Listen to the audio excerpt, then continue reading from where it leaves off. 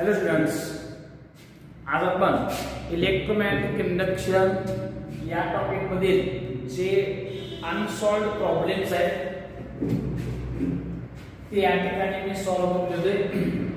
त्यामध्ये question number 4 आहे, horizontal wire of 20 metre long extending from east to west is falling with the velocity of 10 meter per second normal to the earth's magnetic field 0.5 into 10 raised to minus 4 tesla.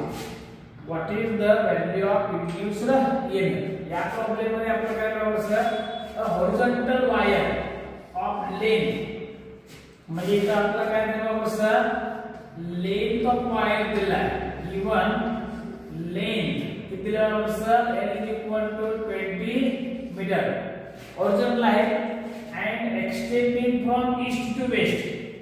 east to west आहे ना, आपल्याला माहिती आहे अर्थ magnetic हा कसा असतो, north south. आणि दिलेलं पण आहे नॉर्मल इज फॉलिंग, तो खाली पडत आहे विथ द वेलोसिटी ऑफ, तर वायरची वेलोसिटी म्हणजे काय दिले बरं, v ची व्हॅल्यू दिली आहे, v is equal to 10 metre per second normal to the earth magnetic field. म्हणजे अर्थ मॅग्नेटिक फील्ड आपल्याला v दिला आहे is equal to 0.5 into 10 raised to minus 4 Tesla.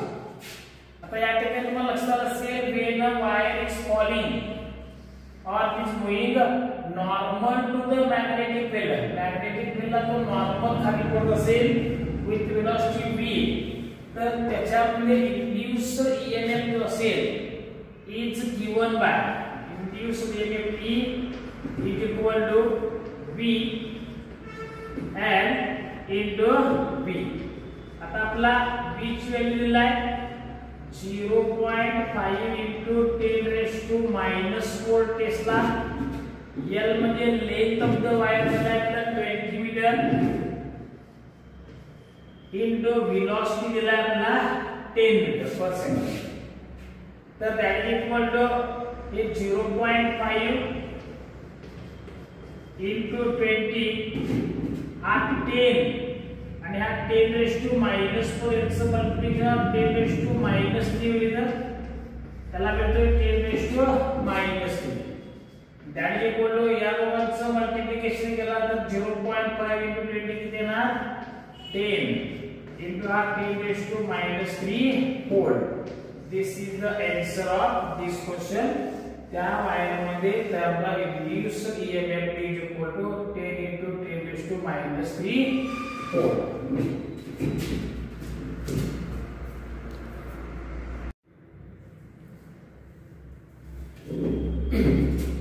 Question number 5 बघूया. काय म्हणला, metal disc made to spin at 20 revolutions per second about an axis passing through its center and normal to its plane. म्हणजे काय म्हणले मला, असं एक disk आहे, हा डिस्क काय होते बरं, रोटेट होतोय. समजा याचा ऍक्सिस दिला की पासिंग थ्रू इट्स सेंटर आणि नॉर्मल टू द प्लेन आहे, हा त्याचा ऍक्सिस ऑफ रोटेशन आहे आणि असा तो डिस्क फिरत आहे at 20 revolutions per second. म्हणजे आपल्याला त्याची किंमत दिली बघा, फ्रिक्वेन्सी ऑफ रोटेशन दिला n दिला आहे is equal to 20 revolutions per second. त्यानंतर काय म्हणले, the disc has radius 30 centimetre. हा जो डिस्क आहे या डिस्कचा रेडियस आपल्याला दिला आहे, किती दिले बाबा सर, याला आपण r म्हणूया, small r, and the value of small r is equal to 30 centimetre. म्हणजे मला 30 into 10 raised to minus 12 metre मध्ये घेतलाय. and spin in uniform magnetic field of 0.20 Tesla.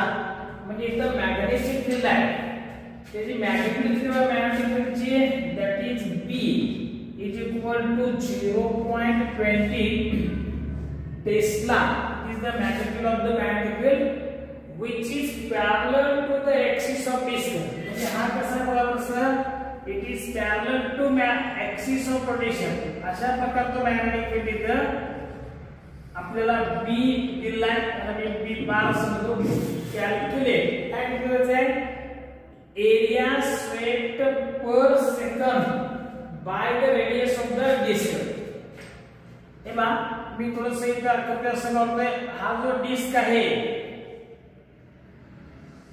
हा डिस्क रोटेट होतोय आणि एका सेकंदामध्ये त्याचा जो रेडियस आहे त्या रेडियसनं इथून इथं गेला असेल समजा असं तर ही जी एरिया आहे एरिया किती आहे एका सेकंदामध्ये किती एरिया कव्हर केलं असेल तर सपोज हा अँगल थीटा आहे तर आपला एरिया कसं काढून बघा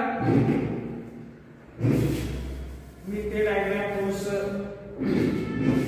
आपल्याला काय करायचं आहे area swept by the radius vector per second it's what area upon time मला हे माहित आहे की हा जो रेडियस वेक्टर आहे हा रेडियस वेक्टर अशा प्रकारे एक आर्क काय करेल बरं ट्रेस करेल या आर्कचा अँगल समजा इतक्या वेळेमध्ये त्याने थीटा अँगल ट्रेस केला असेल तर हा जो काही एरिया आहे हा एरिया आपला माहित आहे पूर्ण किती असणार area of arc square by 1/2 theta into r square आणि इथून इथं जर आपल्याला समजा टाइम टी असेल तर आपला एका सेकंदात करायचा आहे म्हणून divide by t that is equal to पूर्ण काय बघा असं 1/2 थीटा थीटा म्हणजे आपल्याला माहित आहे किती येणार ओमेगा इनटू टी इनटू हा r square divide by t यातला टी आणि टी कॅन्सल होईल आणि आपल्याला मिळेल 1/2 ओमेगा आता ओमेगा म्हणजे काय करू शकतो मी 2 पाय n इनटू r हे 2 आणि 2 कॅन्सल होईल आणि या ठिकाणी आपल्याला मिळेल पाय पाय मीन्स 3.14 ही व्हॅल्यू येतोय n value of n is available ही किती असला 20 आणि r इज रेडियस दिले आपला 30 into 10⁻² चा स्क्वेअर आता हे किलो असं 20 into 3.14 हे कॅल्क्युलेशन सोपं आहे किलोमीटर हे येणार 62.8 into याचा स्क्वेअर येणार 900 into 10⁻² चा स्क्वेअर येणार 10⁻⁻4 तर मला काय करायचं असं हे कॅल्क्युलेशन मी इथे घेतोय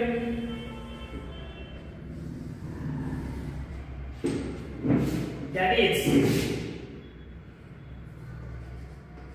62.8 हे दोन झिरोज आणि 10⁻⁻4 याला करून करणार 10⁻⁻2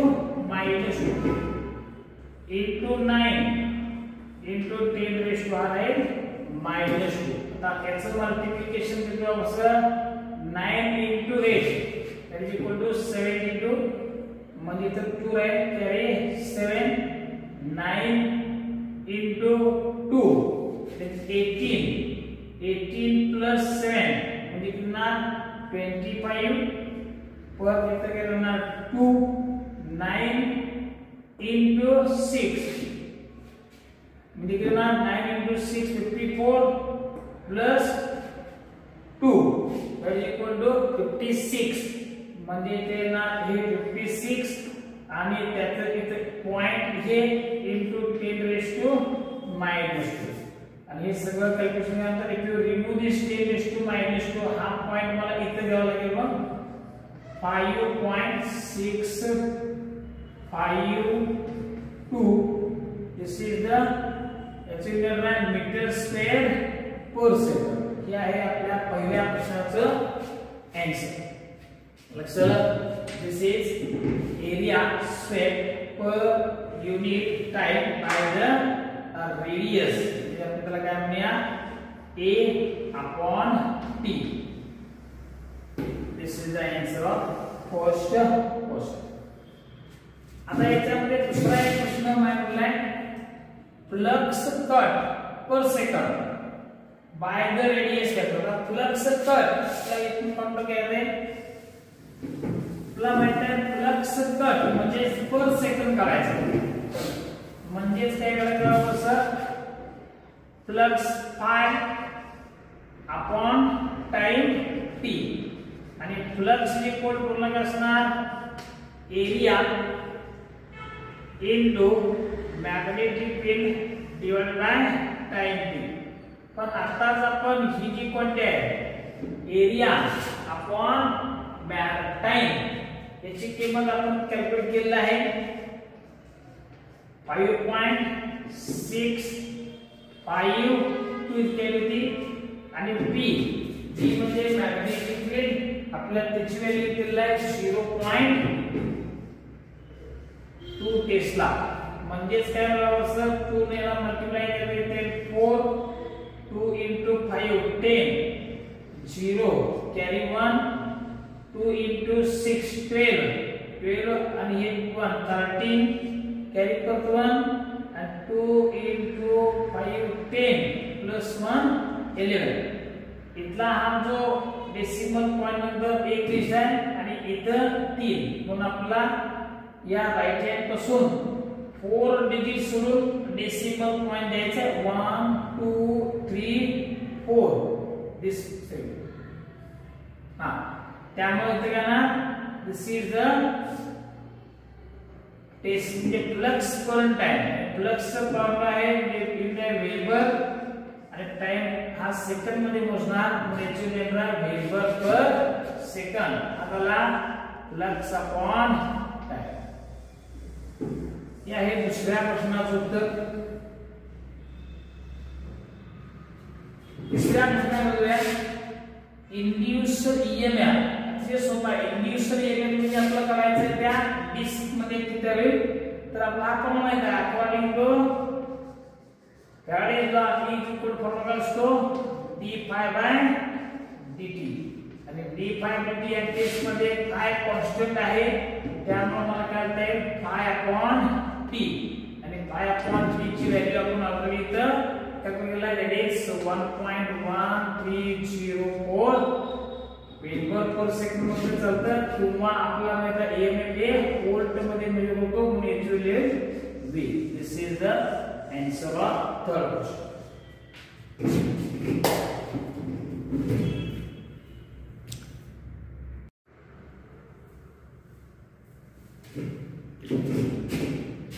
क्वेश्चन नंबर 6 याच्यामध्ये काय म्हणला, a pair of adjacent coils has mutual inductance 1.5 Henry.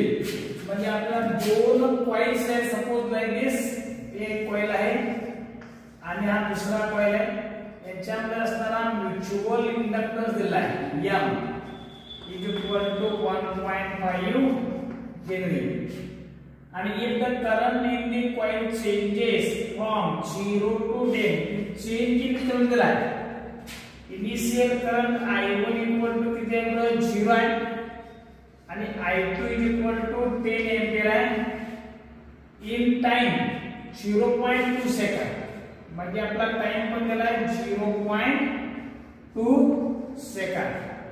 Calculate change in magnetic flux, म्हणजे आपला चेंज इन मॅग्नेटिक फ्लक्स म्हणजे काय करायचं आहे, डेल्टा फाय ची व्हॅल्यू कॅल्क्युलेट करायचं आहे. तर आपला कॅस्केड बघा, आपल्याला मॅग्नेटिक फ्लक्स आणि म्युच्युअल इंडक्टन्स यांच्याबद्दल रिलेशन मध्ये we know that flux linked with second coil is given by M mutual inductance into current in the first coil. मी तर लिहित असताना M * I होते. आपल्याला करायचं आहे change in magnetic flux, change म्हणजे डेल्टा फाय इक्वल टू काय करायचं, याला मी डेल्टा फाय ला M कॉन्स्टंट आहे, M इन तिकडे चेंज केल्यामुळे इथं पण काय करायचं मला डेल्टा I, that is equal to M into delta I म्हणजे काय final current minus initial current. आता आपला याच्यामध्ये या व्हॅल्यू दिल्या आहेत, M ची व्हॅल्यू 1.5, I1 0, I2 10, टाइम दिलाय, पण टाइमची आपल्याला आवश्यकता नाही आहे. जर आपल्याला इथे इंड्यूस्ड ईएमएफ विचारला असता तर आपण काय केलं असतं, टाइम घेतला असतं. पण या प्रश्नामध्ये टाइमची आवश्यकता नाही आहे. हा m किती येतं 1.5 into I2 10 आणि I1 0. That is equal to 1.5 into 10. That is equal to 15. And its unit is Weber. This is the change in the magnetic flux of the coil. This is the answer of this question.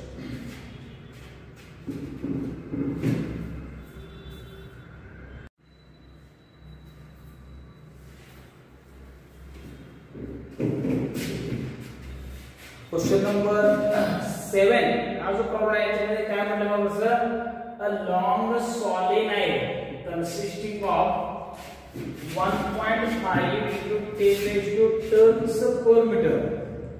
म्हणजे आपल्या number of turns per metre length of solenoid दिलाय. has area of cross section 25 centimeter square. म्हणजे आपला असा आहे, एक solenoid दिलाय like this. या solenoid मध्ये नंबर ऑफ टर्न्स ही कंडक्टिंग वायर असणार आहे. इथे number of turns per metre length म्हणजे आपण त्याला स्मॉल एन म्हणतोय. याची व्हॅल्यू आपल्याला दिली आहे बघा sir 1.5 into 10 raised to 3 turns per metre दिला. आणि त्याची एरिया पण दिला आपला, एरिया ऑफ क्रॉस सेक्शन म्हणजे हा एरिया ऑफ क्रॉस सेक्शन जो तो दिला आहे A is equal to 25 centimetre square. म्हणजे तो किती असणार आहे 25 into 10 raised to -4 metre square. Okay. त्यानंतर आणखी काय दिले, coil C consisting of 150 turns is wound tightly around the center of the solenoid. या solenoidच्या आतमध्ये दुसरा एक कॉइल आहे. हा कॉइल इथं आतमध्ये असं बाउंड केलाय, त्याला कॉइल C असं म्हणलेलं आहे. आपल्याला काय करायचं बघा, of the centre of the coil याचे जे नंबर ऑफ टर्न्स आहेत म्हणजे त्याला n म्हणतो, number of turns of coil C NC म्हणूया. हे किती आपला 150 टर्न्स आहे. आणखी पुढे काय म्हणलं आपण sir, calculate for a current of 3 ampere. म्हणजे सपोज या सॉलिनॉइडच्या वायरमधून आपण 3 एंपियरचा करंट पास केला आहे, I इक्वल टू 3 एंपियर. तर magnetic flux density, magnetic flux density म्हणजे मॅग्नेटिक फील्ड B आपल्याला व्हॅल्यू काढायचे.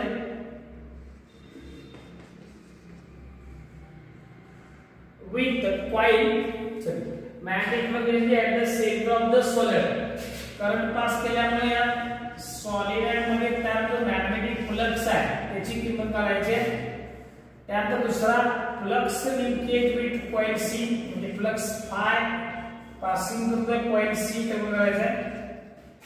आणि induced EMF in coil C किती करायचं आहे, when current is reversed in direction in 0.5 second. म्हणजे आपला टाइम पण दिला आहे, टाइम इज इक्वल टू 0.5. पहिल्यांदा आपण मॅग्नेटिक फ्लक्स डेन्सिटी म्हणजे P at the center of the solenoid याचा फॉर्म्युला आपल्याला माहिती आहे.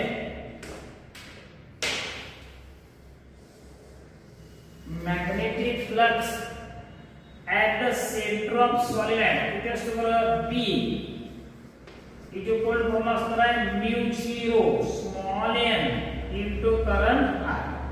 याची व्हॅल्यू आपल्याला दिली आहे, with the μ0 is equal to असतो 4 pi into 10 raised to -n.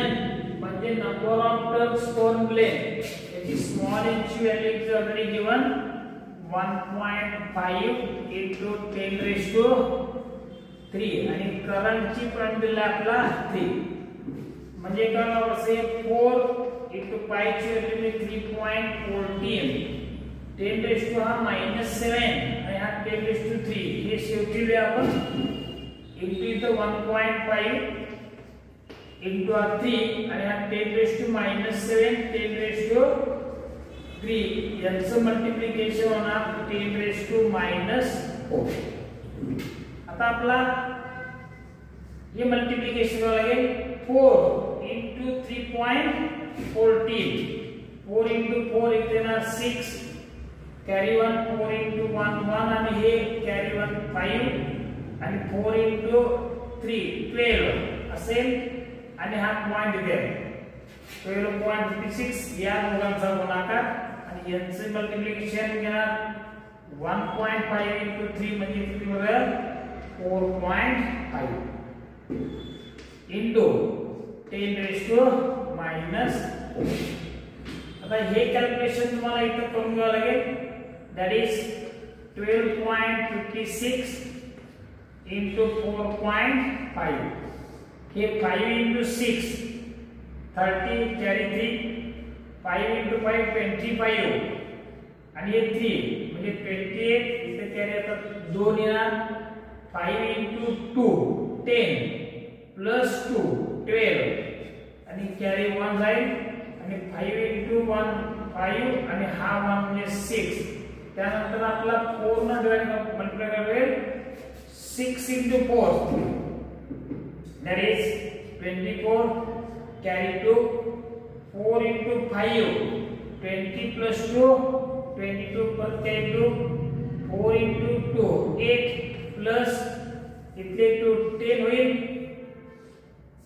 carry 1 आणि 4 into 1 4 plus 1 म्हणजे 5 येणार हे ना 0 हे ना 12 carry 1 5 6 5 म्हणजेच you have to put the decimal point आपला इथला 1 आहे आफ्टर डेसिमल इथे 1 आहे आणि आफ्टर डेसिमल याच्यामध्ये 2 डिजिट आहेत म्हणजे एकूण 3 डिजिट मला काय करायचे सोडवतील 1 2 3 म्हणजे एक सूत्र आहे 56.52 that is the 56.52 आणि याचे सूत्र असणार आहे Tesla. This is the answer of first पहिलाच उत्तर. त्यामुळे काय करायचं आपण आपल्याला find that is magnetic flux passing through flux linked with the coil C म्हणजे हा जो coil C आहे सोल्युशनच्या आतमध्ये त्यातून जाणारा फ्लक्स कॅल्क्युलेट करायचा आहे. आपला फॉर्म्युला माहित आहे flux phi is equal to n into A into B. आता याच्यामध्ये n आपल्याला दिला आहे number of turns of coil C घ्यावे n C is also given इथे 150 into area of coil दिला आहे 25 into 10 raised to -4. त्यानंतर आपला पिच व्हॅल्यू इथे कॅल्क्युलेट केला आहे 56.50. आता हे वेळेला कॅल्क्युलेशन करून हे 10 raised to -4 कुठल्या 50 यातला एक 0 आणि हा 10 raised to -3 टाकायला 15 into 25 म्हणजे किती बरोबर 15 into 5 75 carry 7 आणि 15 into 2 30 30 plus 7 37 म्हणजे हा येणार 33 57 into हे 56.52 याचे मल्टिप्लिकेशन आपला करून घ्यावं लागेल. मी थोडंसं या ठिकाणी हे मल्टिप्लिकेशन करून घेतोय.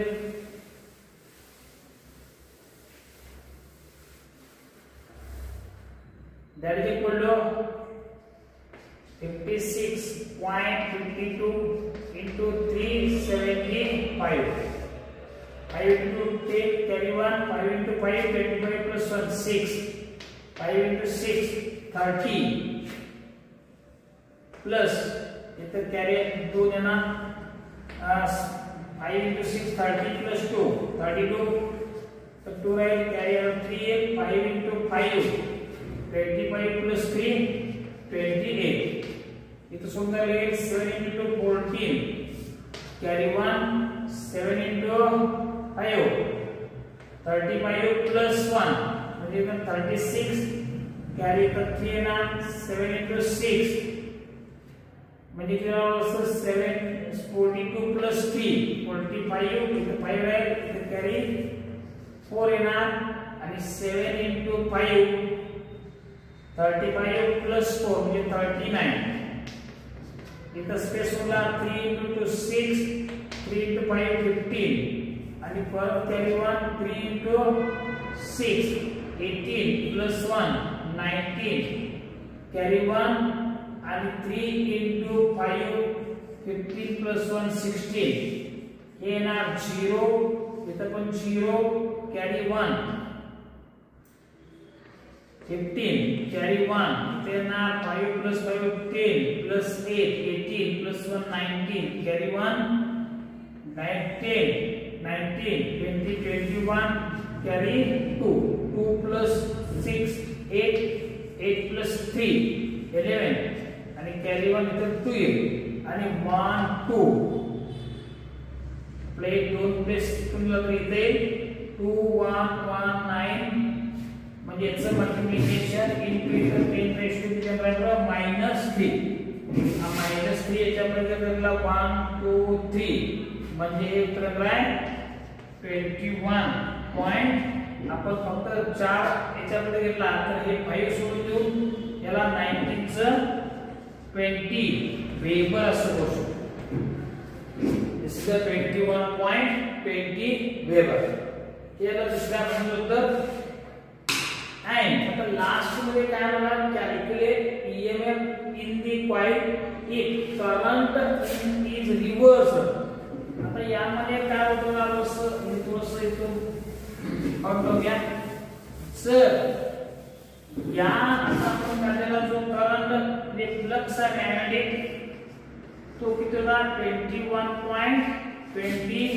वेबर हा रिव्हर्स केला म्हणजे इनिशियली आपण समजा हा 5 घेतला 21.20 जर आपण यातून करंट रिव्हर्स केला हा करंट जर एकूण असा पाथ केला तर मॅग्नेटिक फ्लक्स पण रिव्हर्स होणार आणि त्यावेळी मॅग्नेटिक फ्लक्स व्हॅल्यू 5 इथे कोण काय व्हॅल्यू ठेवला -21.20 वेबर या केस मध्ये मला काय करायचं आहे इंड्यूस्ड ईएमएफ किती असेल जर हा फ्लक्स चेंज 0.5 सेकंदावर असेल तर आपला फॉर्म्युला आहे induced EMF is given by E is equal to -d∅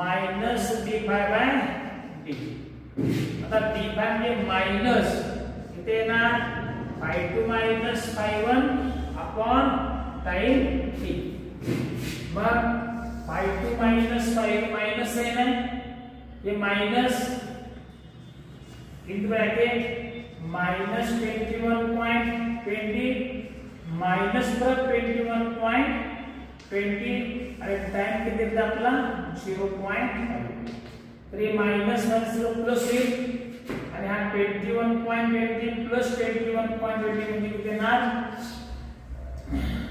42.40